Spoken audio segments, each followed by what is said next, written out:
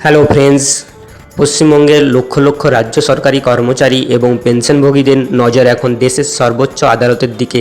দীর্ঘ প্রতীক্ষিত পঞ্চম পে কমিশনের বকেয়া ভাতা বা ডিএ মামলার পরবর্তী শুনানি হতে চলেছে চলতি জুলাই মাসের ঠিক তৃতীয় সপ্তাহে। সম্ভাব্য ডেট 22 অথবা 23 জুলাই।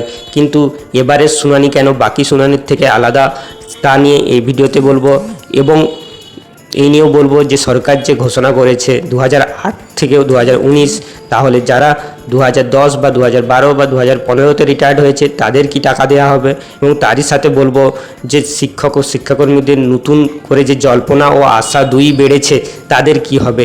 আজ আমরা এই ভিডিওতে আইনি ও প্রশাসনিক দৃষ্টিকোণ থেকে পুরো ভিডিওটি বিশ্লেষণ করব, তাই ভিডিওটি সম্পূর্ণ শেষ পর্যন্ত দেখুন, কারণ প্রতিটি তথ্য আপনার এবং আপনার পরিবারের জন্য অত্যন্ত গুরুত্বপূর্ণ।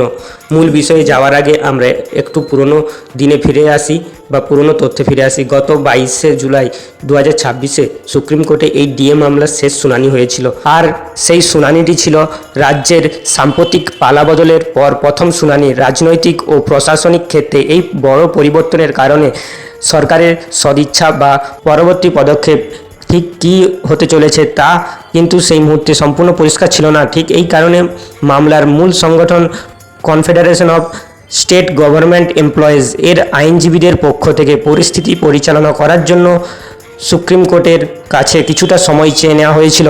সর্বোচ্চ আদালত সেই আবেদন মঞ্জুর করেন এবং জানিয়ে দেয় যে জুলাই মাসের তৃতীয় সপ্তাহে এই মামলার পরবর্তী শুনানি হবে। তবে সুপ্রিম কোর্ট শুধু সময় দেয়নি, রাজ্য সরকারকে একটি অত্যন্ত গুরুত্বপূর্ণ নির্দেশ দিয়েছিল। কী ছিল সেই নির্দেশ, চলুন দেখে নেওয়া যাক।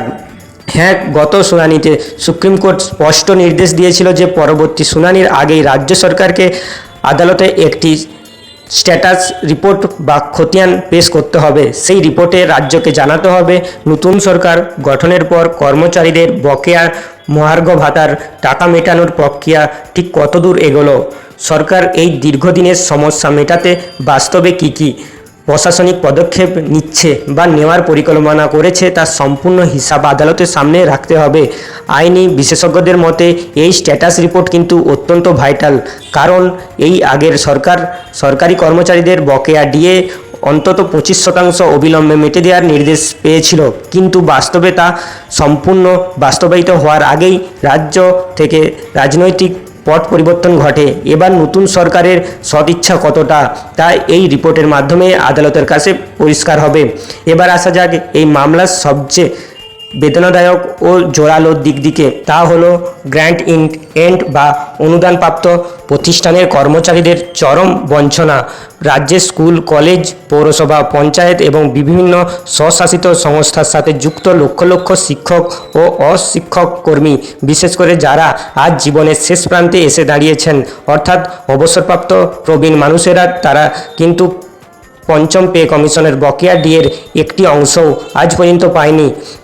Confederation of state government employees এর সাধারণ সম্পাদক মলয়বাবু স্পষ্ট জানিয়েছেন, জীবনের এই শেষ সময়ে এসে নিজেদের ন্যায্য পাওনা থেকে পুরোপুরি বঞ্চিত হওয়াটা অত্যন্ত যন্ত্রণাদায়ক।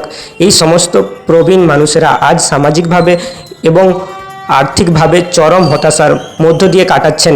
সংগঠনটির পক্ষ থেকে আশ্বস্ত করা হচ্ছে যে আগামী 22 অথবা 23 জুলাইয়ের শুনানিতে এই সমস্ত মানুষের বঞ্চনার কথা সর্বোচ্চ আদালতের সামনে অত্যন্ত জোরালোভাবে এবং গুরুত্ব সহকারে তুলে ধরা হবে।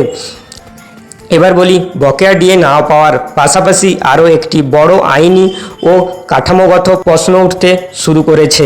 সেটি হলো এআইসিপিএল বা সর্বভারতীয় মূল্যসূচক অমান্য করার অভিযোগ। যে সমস্ত সরকারি কর্মচারী ইতিমধ্যে বকেয়া ডিএর কিছু অংশ হাতে পেয়েছেন, তাদের দাবি এই টাকা দেওয়ার ক্ষেত্রে সর্বভারতীয় মূল্যসূচক আইন মেনে চলা হয়নি। সরকারি কর্মচারীরা মনে করিয়ে দিয়েছেন যে মহার্ঘ ভাতা কোনো দয়ার দান বা দক্ষিণা নয়, বরং মূল্যবৃদ্ধির বাজারের সাথে কর্মচারীদের জীবনযাত্রার সামঞ্জস্য বজায় রাখার জন্য এটি তাদের আইনি অধিকার।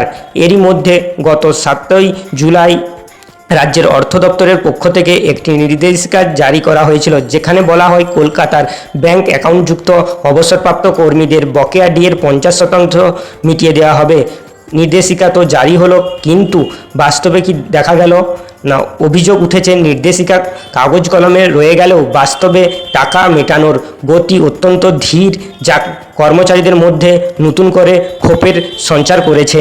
নির্দেশিকা তার বাস্তব রূপায়ণের মধ্যে যে গ্যাপ, সেটা নিয়েও কিন্তু প্রশ্ন উঠবে আদালতে। এই পরিস্থিতিতে কর্মচারীদের আন্দোলনের অন্যতম প্রধান মুখ ভাস্করবাবু রাজ্য সরকারকে একটি কড়া হুঁশিয়ারি দিয়েছেন। তিনি স্পষ্ট ভাষায় জানিয়েছেন, কর্মচারীদের অধিকার আদায়ের স্বার্থে তারা একদিকে যেমন নতুন সরকারের সাথে আলোচনার দরজা খোলা রেখেছেন, অন্যদিকে আইনি লড়াইয়ের পথ থেকেও কিন্তু এক চুলো সরছেন না। তবে এরই মধ্যে একটি বড় জল্পনা তৈরি হয়েছে। যেহেতু সুপ্রিম কোর্ট স্ট্যাটাস রিপোর্ট চেয়েছে, তাই রাজ্য সরকারের কোনোভাবেই চাইবে না যে তাদের বিরুদ্ধে পুনরায় আদালত অমান্যর মামলা হোক। এই কারণে আমার মনে হয় আগামী 22 অথবা 23শে জুলাইয়ের শুনানির ঠিক আগেই হয়তো রাজ্য সরকারের গ্র্যান্ট ইন এইড কর্মীদের বকেয়া ডিএ সংক্রান্ত কোনো বড় সড়ো বিজ্ঞপ্তি বা নোটিশ জারি করে দিতে পারে, যাতে আদালতের নিজেদের মুখ রক্ষা করা যায়। যদি এমনটা হয় তবে তা হবে দীর্ঘ আন্দোলনের এক বড় জয়। এবার বলি, আমাদের রাজ্য সরকারের যে নোটিশ জারি হয়েছিল তাতে বলা হয়েছে 2008 থেকে 2019 পর্যন্ত যাদের ডিএ বাকি রয়েছে তাদের ডিএর 50% দেওয়া হবে। কিন্তু যারা ধরুন 2008 সালের পর রিটায়ার্ড হয়েছে, অর্থাৎ 2010 বা 2011, 2012 অথবা অন্যান্য সালে রিটায়ার্ড হয়েছে, ওনাদের কি তাহলে বকেয়া ডিএ দেওয়া হবে? এই সম্পর্কে কোনো তথ্য কিন্তু নোটিশে উল্লেখ নেই এবং রাজ্য সরকার এই বিষয়ে কোনো পুষ্টিকরণ করেননি। বহু বছরের পর বছর ধরে চলে আসা এই আইনি লড়াইয়ে বহুবার আমরা দেখেছি শুনানির ডেট পেছিয়েছে, আইনজীবীরা উপস্থিত হননি, কিংবা কোনো না কোনো প্রশাসনিক জটিলতা তৈরি হয়েছে। তাই লক্ষ লক্ষ রাজ্য সরকারি কর্মী ও পেনশনভোগীর পরিবার অধৈর্য হয়ে পড়েছেন, যা অত্যন্ত স্বাভাবিক। কিন্তু এবারের শুনানি অত্যন্ত গুরুত্বপূর্ণ, কারণ এখানে জড়িয়ে রয়েছে নতুন সরকারের স্বইচ্ছা এবং lakh lakh grant in aid কর্মীর বাঁচার অধিকার। আগামী 22শে বা 23শে জুলাই সুপ্রিম কোর্ট মামলার প্রশ্ন উত্তর কোন দিকে মোড় নেয় এবং রাজ্য সরকার কি ভূমিকা পালন করে, এদিকে আমাদের তীক্ষ্ণ নজর থাকবে। আদালতের প্রতি মুহূর্তের আপডেট সবার আগে নির্ভুলভাবে পেতে আপনারা অবশ্যই আমাদের এই চ্যানেলটি সাবস্ক্রাইব করে দিবেন এবং পাশে থাকা বেল আইকনটি প্রেস করে রাখুন। আপনাদের এই বিষয়ে কি মতামত নিচে অবশ্যই কমেন্ট করে জানাবেন। আজ এই পর্যন্ত, দেখা হচ্ছে পরবর্তী নতুন কোনো ভিডিওতে। ততক্ষণ ভালো থাকবেন, সুস্থ থাকবেন, ধন্যবাদ।